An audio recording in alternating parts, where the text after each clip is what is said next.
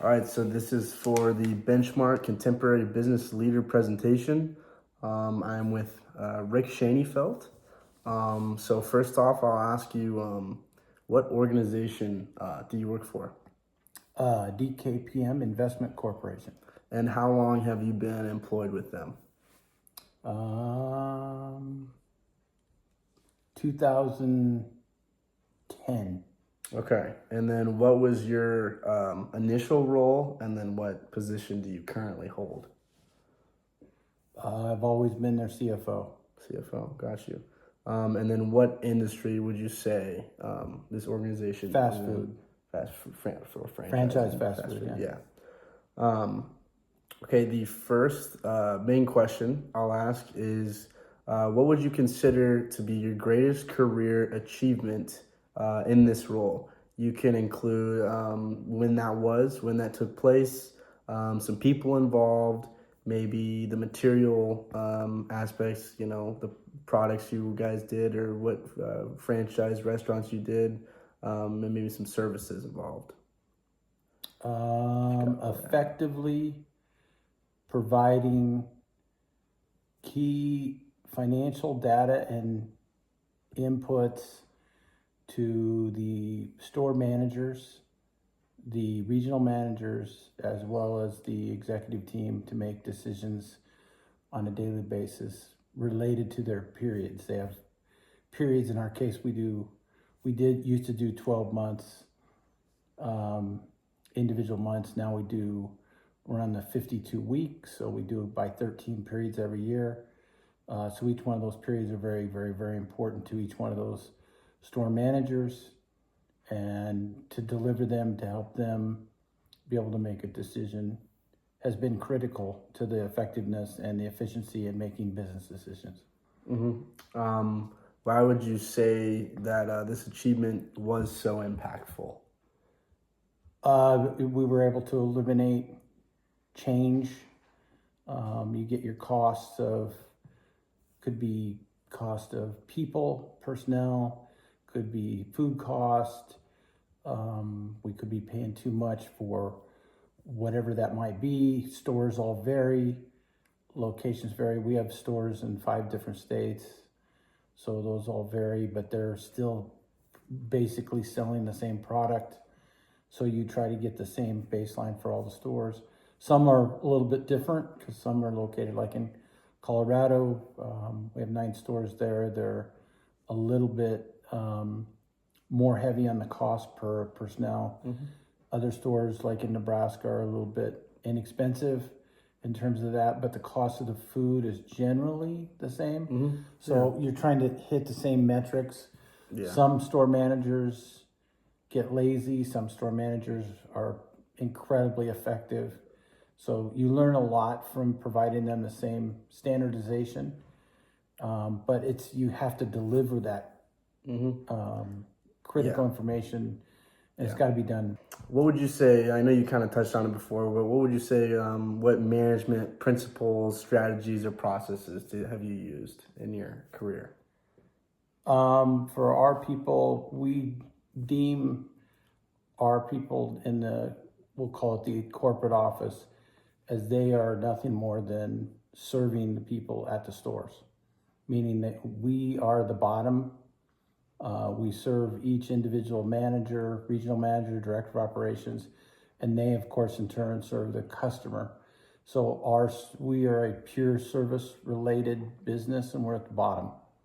And so we try to change the philosophy and the perspective in the way we manage a lot differently than the way most people manage. We manage from the very bottom, and we traditionally view what we do on the financial side and the HR side as nothing but a servant's role for the most critical part, the effectiveness of the stores.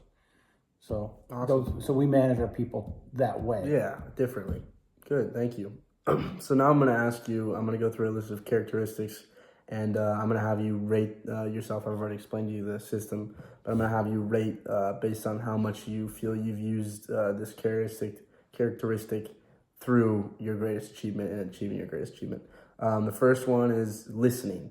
How much would you say you use listening on the scale? Oh, probably 3. 3. In fairness. Notch that down. Okay, what about empathy? Well, in fairness, that's probably about a 1. 1. Don't have a right? lot of empathy. It's fair enough. And then healing would be Probably closer to a 1. if you understand that or doing that. It's kind of the ability to get through failure with your group of people, like push through and support everybody through in failure. We actually don't spend a lot of time on failure, so we try to do it a little differently with people. We just ask them to change in a simple fashion of, not that you failed, not that you did this, but this is how we have to do this. So it's really not something that we focus on. We just want them to change is all. So it's not, we don't really try to damage anybody. So what would you say? So there's nothing to heal. So I would say 1 to 2 is, we rarely use any of that stuff. 1. Then awareness. Awareness is closer to a 5, and I'll tell you why. Because we serve the people above us, and most everybody else is above us. What would you say about persuasion? That's a 1. Okay. We have no use for it in what we do. I know you're familiar with this one, conceptualization. That, unfortunately, you don't have a chart big enough for that one. That's going to be closer to a 10. Okay. Without concepts and the things that we're trying to achieve, it's going to be really difficult to achieve them. Are you familiar with the term foresight? We have projections and all those type of forecasting tools, but that's not anywhere close to as critical as real time serving the managers and store routing with data they just had and find out that they did not achieve or did achieve. It's really real time stuff that we're after. So now versus pretty low. I mean, we do it for financing and funding, Maybe but 2. we just don't do it for a store. 2. Yeah, 2 is probably a little bit. Yeah. Stewardship. Do you know exactly what that means, or do you mean to give me a Well, I would say that that's more of a management team in my opinion. Yeah, direct management. And the CEO and the CEO's family are very high on the stewardship side of things. So I'm going to say 5. Okay. How about commitment, or your commitment to growth of people? Again, that's going to be a 5 because we want them to change, not intentionally mean-spirited wise. We want them to change to the fact that we can be effective. Yeah. Okay. What about interest in building community? Probably for us, when you're on the low end, you're already serving that community. So it's not our focus, because that's what we're supposed to do. Yeah. So it's just expected. So 2 maybe. Okay. So we'll move on from that. Thank you very much. The next thing we will go over is we're gonna talk about a challenge that you've faced in this role. How did you handle it? What was the outcome? If you could again provide some details about period, persons, products, services, competition. What were the market conditions involved? Just some of the details of the challenge. And yeah, we're gonna rate the characteristics after you state the challenge and answer the question of what was your most significant challenge that you've overcome. Again, trying to build a portfolio of financial information accurately that reflects the period that we just went through, or the range of periods that we just went through, that will be useful and helpful to make the stores run more efficient and effective, and in turn serve the customers better, which in turn turns our revenue. So it's that's really probably our number 1 objective and challenge. Yeah. Okay. So throughout overcoming that challenge, listening. Listening in that case is probably pretty high, because we have to understand what the managers need, what they're trying to look for. So we try to go make sure that we, from an accounting perspective, from a finance perspective, deliver that to them. Yeah. So 5. Yep. Okay. How about empathy? No time. Challenge. No time. Just no time for that. That's a 1. Healing. Again, we're probably a 1, 2, maybe. Yeah. And just for my teacher's sake, you are aware what healing is, right? Yes, but we don't have time for that. From a management perspective. Yeah, He because knows, we're trying he to knows. change. Yeah, we're trying to change what the She's behavior. just particular. Yep. Okay. Awareness. What about awareness through overcoming? We have to. That's a number 5 because we have to be aware what they need to improve themselves. If we can't deliver, they fail. It's really that simple. Persuasion and overcoming a challenge. This is a little higher because sometimes we have to kind of beg them to tell them maybe what we're trying to give them is better than what they're asking for. So it's probably a 3. Okay. We use it, just not every day. And then conceptualization and overcoming. Again, that's a 5 because we have to figure out what they use. We have to conceptualize how we're going to produce that. And then very important. Back to foresight when overcoming. Again, we don't use a lot of foresight, although people would argue that we don't, or we do, but we use the data they just went through. If I give them a budget or I give them a perspective of a forecast, it doesn't really motivate the store manager other than this is what we can do. We leave that to the director of operations. So that's just not 2, maybe. 2. That's about the most. Gotcha. And then stewardship and the overcoming of the again, challenges. that's lower end. Yeah, that's probably a lower end in this case. Yep. Maybe a 2. Yeah. 1, 2. And then commitment to growth in people when overcoming challenges. Again, it kind of goes hand in hand with the healing part, but I will say this, we're willing to grow with our store managers. So if they encourage us and give us information that we didn't have previously or don't understand or don't have the right perspective, we're ready to change. And so I would say we use it all the time, but they're the ones instructing us and telling us we're not giving them the data. So maybe used often. Yeah, used often, very often, I would say. Sometimes. Always. Well, we fail at some of that, so they have to correct us. What about interest in building community? Well, again, that's that ends up being very high in this case because we have to work with these people all day long and we have to serve them. So, and it is a true servant 4 or 5 position. 5. I'm going to say 5. We have to use it all the time. Okay. What would you say was the mission, vision, and strategy of the organization, and how are these things accomplished, just from a general sense? I would say from the jump there was almost no mission, vision, strategy, but there was a tremendous amount of entrepreneurship from the very jump. There was this excitement, this idea that we could win, we could start a business, and it would be successful. There was no vision, no mission, no particular strategy, and that all got cut as we got bigger. Then the development of, we'll say this, the vision and mission kind of came later. Strategy became imperative, especially in the franchise culture, because you have competitors dropping all the time in the same business that you're in. So you're strategically thinking all the time of what works and whether you want to stay in your home state, whether you want to move, whether you want to expand. So, but you got to have a vision of some type, what you'd like over the next 5 or 10 years. And then the entrepreneurial mindset kind of disappears. I was going to say, how essential is the entrepreneurial mindset when achieving the mission, vision, and strategy? That's kind of where you go from a small business to a little bit more along the corporate cycle. And so you just kind of lose some of that fun, and that's why a lot of those guys end up selling their business. Yeah. Okay, now I'll ask you just from an evaluation standpoint with the point systems based on these traits and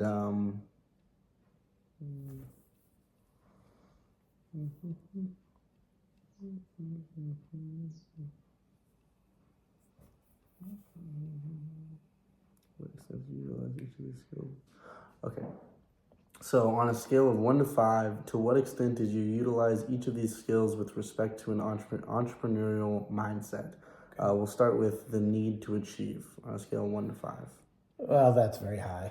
That's a 5. Entrepreneurial mindset. Yeah, you're just always wanting to achieve. All right, what about openness to experience? I would say a 4. Still pretty You're important. still, it's just not as important. Okay, what about innovation or slash creative ability? That comes a little bit later. So I'm going to say probably a 2 to 3. Okay. And then what about risk propensity? Well, there is none. That's the problem with entrepreneurship. You just go out and go. So you just never think about it until it gets you. What about proactivity and work ethic? Work ethic is just off the charts. Gotcha. It's a 5. Gotcha. Otherwise you can't make it. And then entrepreneurial self-efficiency, being self-sufficient. Efficient. Yeah, it's probably on the 2 side. It's not particularly important. With an organization. Yeah, it's not that important yet. And then internal locus of control. Are you familiar with that term? Nuh-uh. Okay, so that means it's right here.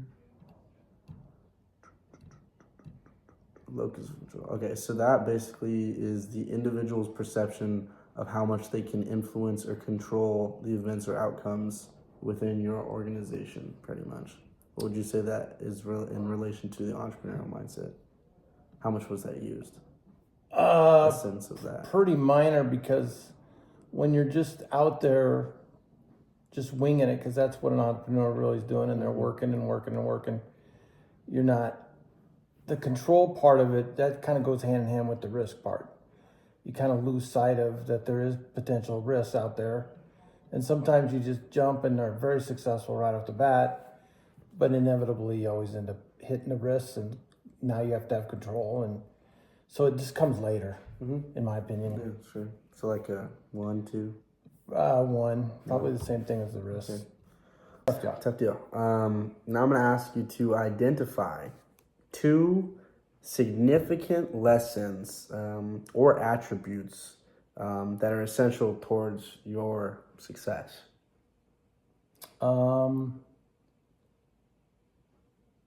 There's actually 3. Okay. Number 1, math and English.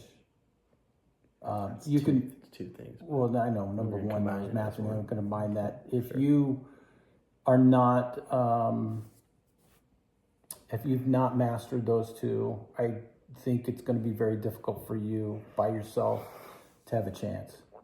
That's my own personal opinion, and it's very much violated many, many times. The English part of it comes from the fact that most people do not read. And I'm not talking about books, not talking about going to a conference and reading a manual. I'm talking about having an agreement sitting there and not reading the 30-page lease and understanding all the consequences that you just read. I'm saying most groups, companies enter into, like, for example, you're on franchises. Our franchise agreement, the last one I think was 250 pages minimum. The overall supplement to that has got to be close to 1,000 pages.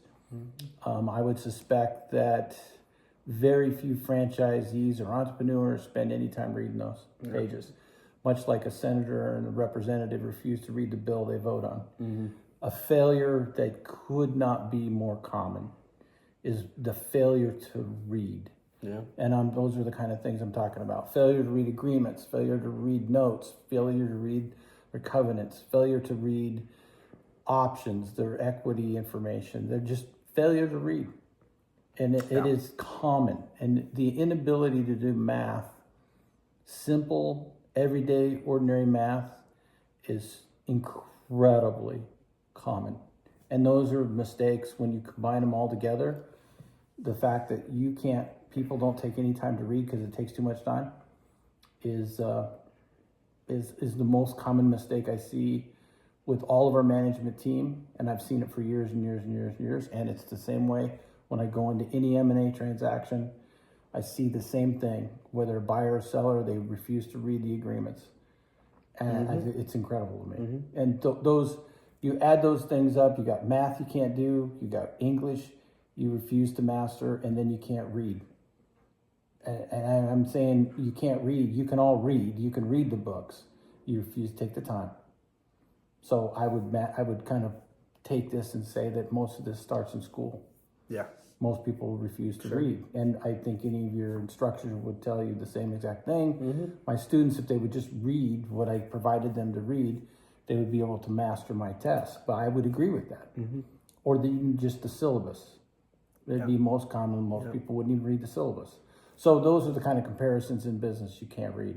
Sure. So you combine those three things, no math skills to do any of the work that you're supposed to, the inability to even do the same simple things as not reading and buying a very important equipment. And then, for example, I've been in cases where they've come to ask me for $250,000 more of financing because they forgot the cement estimate. That's just simple math. $250,000, 25% of their project, they forgot the cement. They wanted $750. We went out and got them $750 funding. Oh, we forgot the cement. It's only $250. That's huge. It's just reading and math. Very simple. So anyway. Yeah. Last question here. What would you say? Kind of an advice question. If you want to call it that. Anything that you wish you could have told yourself to avoid, that inhibited your success, or just really anything that has negatively affected you, pretty much throughout your career. Probably, that you would avoid. Again, it took me a little while, but reading. Okay. Yeah. Just reading the stuff that you're supposed to do in work. Sure. Yeah. Whether it be, and then I think the habit carries on. You don't read emails. You don't read what they actually read, and you read it in a different concept with a different perception, and it leads to bad results. Yeah. So I don't know. That's probably number one. It would have been so helpful had I been that way when I, 30 years ago, been much further along. Yes. Well, thank you very much for your time. I really appreciate it.